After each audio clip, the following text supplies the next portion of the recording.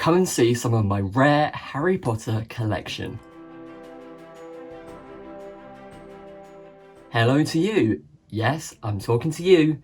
Welcome back to my YouTube channel and to another magical video with me, the Greg who lived. I've done quite a few unboxing videos recently. I thought I'd try something a bit different and get some of my own collection out on camera and show you some of my rarer pieces of Harry Potter merchandise. So why do I collect Harry Potter things? Part of the fun for me is researching the different types of products that have been released throughout the Harry Potter lifespan, I suppose. Sourcing them, finding out more about them. For me, I prefer collecting the more rarer items just because, as I say, finding them, sourcing them, and actually managing to get them is quite exciting. So about 10 years ago, I started collecting what I deem to be rarer pieces of Harry Potter merchandise.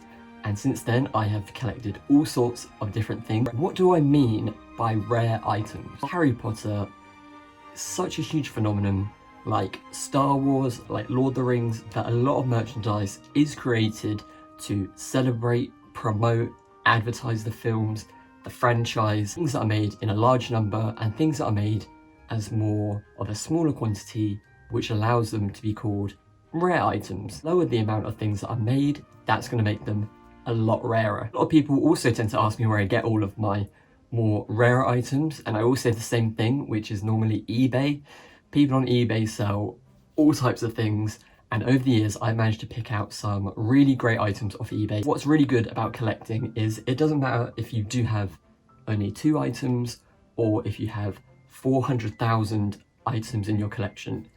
Having Harry Potter stuff does not make you more of a fan. It's a hobby of mine to collect these things. I enjoy them, but just because I have something that someone else doesn't have, that doesn't mean that I'm a better fan or anything like that. So I just want to make that quite clear as well. As long as you love the story and you have fun with the Harry Potter world and being creative with it, that is all that matters. I'm going to show you a range in this video, some which are much newer and some which are much older.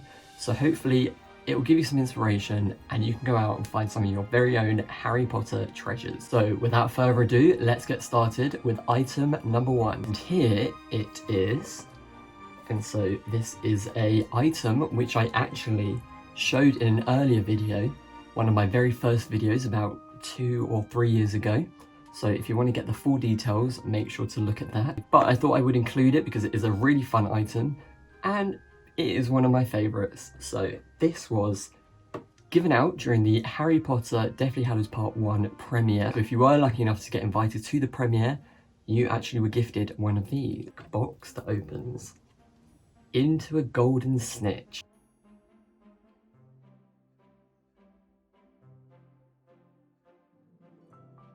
Here is the snitch.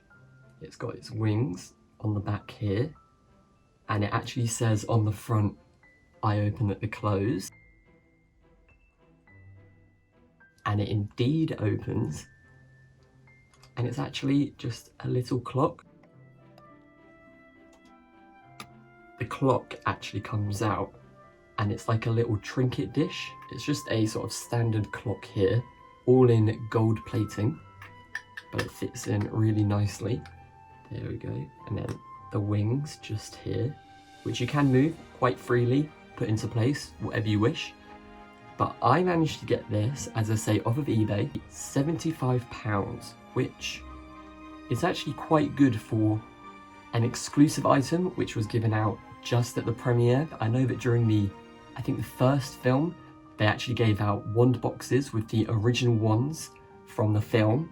And in some of the later ones, they gave out glasses, they gave out snitches. So they really did think about the whole experience of the premiere and created exclusive items like this. One was in perfect condition. As I said, £75 I thought was an absolute steal. I have seen them go for 150. The most I think I've ever seen is 200. And always ask the seller if an item is damaged. Normally on eBay, they are very good and they will tell you if it's in mint condition, but sometimes they don't. But make sure you always check the pictures, ask any questions if you do want to find out if there is any damage, and just be polite. And normally the sellers are very helpful and will give you all the information that they can. As I say, I have a video about this which I filmed a couple of years ago, which is near the beginning of my channel, so if you are interested in more details of this, definitely check it out. Moving on to something which is not as collectible, not as rare, but has become rare because they don't make them anymore, is the original Remus Lupin Ollivander's wand box. Whereas the premier items are probably made in smaller batches, noble collection items such as this are normally made in tens of thousands. So even though they're not as rare, they have become rare because noble collection have discontinued them and therefore they no longer make them. Now, with all sorts of Harry Potter collectibles, some people will break theirs, some people will lose them, who knows? But that means that the total number of them has gone down, so your item becomes even more collectible. Whereas this costing £30 when it first came out, you can now sell them for around, I'd say, 75 to 100. Of course, noble collections still sell Remus Lupin's wand, but they no longer sell it in the Ollivander's box, which is what makes this as rare as it is. I was able to pick this up for £30 actually a year ago from someone who I don't think really knew what they had, and I always wanted this wand, but I never got it at the time. With all the noble collection Ollivander's wand boxes, it of course comes in a beautiful display box. This one a nice mustard yellow, and it comes with the tag as well from noble collection to say it is a genuine replica. And then we have the white faux velvet, and there is Remus Lupin's wand.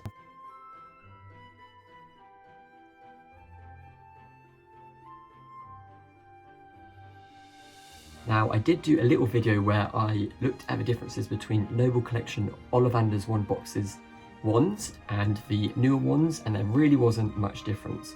So if you're just after the wand, I would definitely go for the modern noble collection wand. However, if you're like me and you like something that's old and something that's quite authentic, then you can definitely look for your very own Ollivander's version. Even though noble collections still do some of the Ollivander's wand box versions for Harry, Ron, Hermione, a lot of the minor characters or characters which aren't as popular, they stopped making the boxes, which is what makes this item a rare item. Coming up next is a present I got for my 18th birthday, and it is Dumbledore's pocket watch. Whereas the noble collection ones are tens of thousands, these were made for 2,500 units. So there's only 2,500 of these made in the world, and they were made by a company called Fossil, who are very famous for making watches and making it very good quality and very good functioning watches. Harry Potter had only just come out, the franchise was just beginning, and I don't think they quite anticipated just how big it was going to be, but they did decide to make some more higher priced products like this. So let me unbox it and we can take a closer look. It comes of course in a Hogwarts crest box. On the front it has the number, so this is 757 out of 2,500.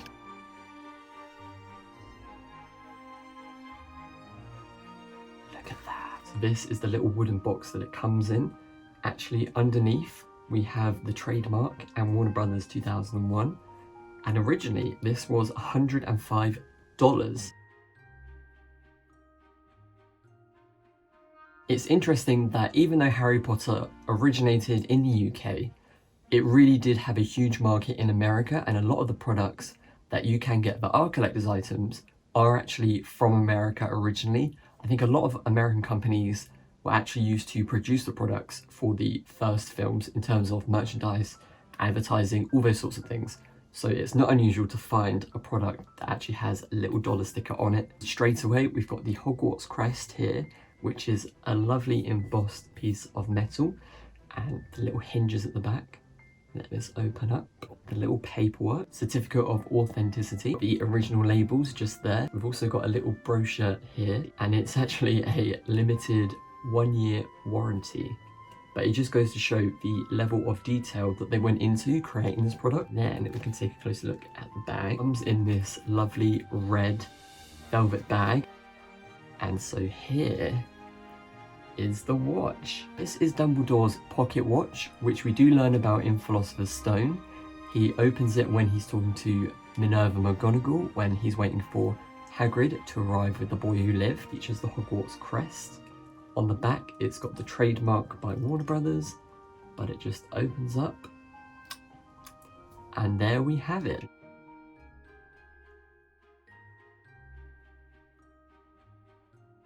What I really love is the details that they've gone into with the clock face, the hands, and there's even a little inscription, "Can't tell time, start anew. 2 gold hands shall tell time true." And even inscribed at the very bottom is 757 out of 2,500.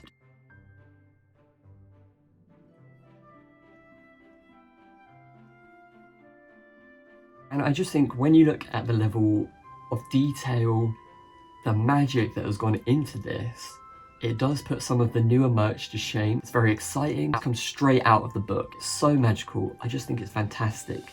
And now this, I am able to say, was a much pricier product due to the fact that there is only 2,500 of them. And when it came out, it was $105 anyway. So already a pricey product.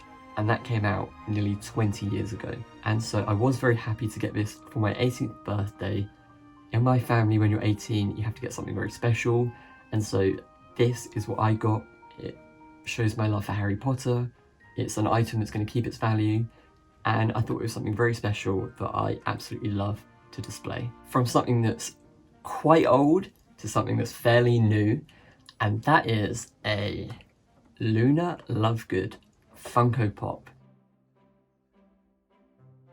Now, I know that Funkos really divide people. Some people absolutely love them, and some people seem to really hate them. I think when they first released the Harry Potter series, I, like a lot of people, decided I'm going to collect them all. However, that was series 1, and I think there are maybe series 5 now. There's all different sizes, there's too many. I couldn't keep them all. So what I decided to do was just keep my favourite ones and also keep Funkos that they make of characters that don't get any other merch. Trelawney, Gilderoy Lockhart with his blue outfit, Harry with his golden snitch and his Quidditch outfit. And I also decided to keep this Luna Lovegood limited edition. This is from the 2017 Summer Convention, and it was an exclusive pop, which means again, they're only making a certain amount of them. With Funkos though, I think it is a much larger amount than say something like the Fossil Watch. So there is probably tens of thousands, even maybe 100,000, I'm not entirely sure. But once they're gone, they're gone. And this was no exception, and I managed to get this from Hot Topic. And since then, this has become a hard to find Funko Pop and has only gone up in price. I really liked her because it is my favourite outfit that Luna has from the series. It's very iconic. And I like that she was very different to her standard model. Spectra specs are absolutely fantastic on this. They're really well detailed, the plastic is really well done, and they've even got the little painted bits all over to match the pattern of Spectra specs. So with the exclusives, I find that they really do delve into a lot more detail than some of these standard ones, and that just helps as well to increase their value and also make them more desirable because they are just that little bit different. I think Funko did an absolutely fantastic job. I know that some people absolutely love collecting Funkos. Some people have got them all. But I don't think there's anything wrong with collecting the things you love, and Funko is no exception. And lastly, we come on to my most recent purchase, which I actually managed to get my hands on during lockdown. One point which I really like about the old merch is they kind of just exploded with all these ideas.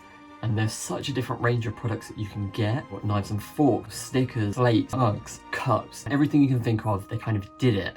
But then they also created these really low-numbered products, and you kind of wonder who they were aimed at, who they were aimed for, when Harry Potter was a franchise that not many people knew about. This is one of those items, and it comes in this wonderful purple box with gold just running around the outside. Box condition was not brilliant, which kind of worked in my favour because it meant that the price was a bit cheaper than it should have been. I know a lot of people like collecting everything in pristine condition, whereas I was quite happy for the contents rather than the box itself. But it's a box and there's something inside, and it is this Harry Potter chalice. You just take it out of the box, which is very nicely fabric lined. It also has the maker on the inside of the box, which is Arthur Price of England. This company, Arthur Price, actually created a lot of cutlery sets in the shape of wands.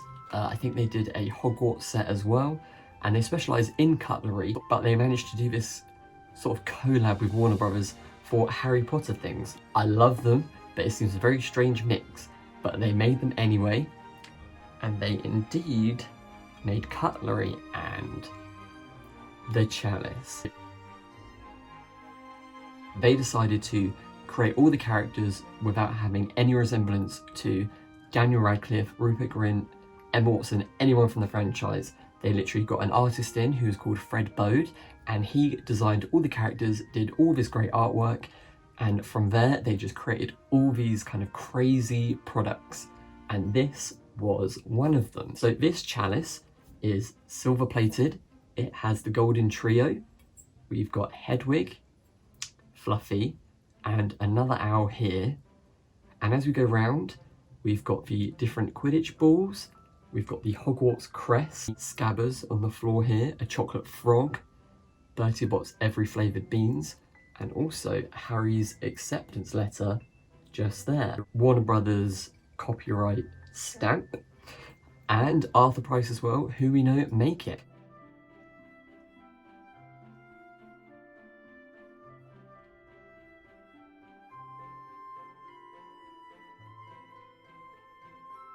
I think the 2001 illustration style was brilliant. It's so nostalgic to me because I remember when all this stuff came out, even though I was only 5 or 6. Right level of whimsical, but still within Harry's world, kind of more the book world than some of the things that the films produced. It's got so many details. Every time I look at it, I spot something new. Hagrid's flute, there's Norbert here, a wand, galleons on the base, keys, more letters, stars. It's absolutely bonkers. It's crazy. What am I going to do with it? I don't know, but it just looks beautiful. I love it. The nostalgia and enjoyment that it brings makes me happy, and hopefully you can see that it is a very special item and one of my favourite and rarest items in my collection. So that's it, the end of this video, and of course I'd like to know which of my items from my collection was your favourite. Was it the chalice or was it something else? Comment below and let me know. And as usual, don't forget to subscribe at the bottom just there so you can see more of my videos every weekend. And if you enjoyed this one and want to watch some more of my videos, you can click here or just here. Until next time, stay safe, stay magical, and I'll be seeing you all very, very soon. Until then, bye.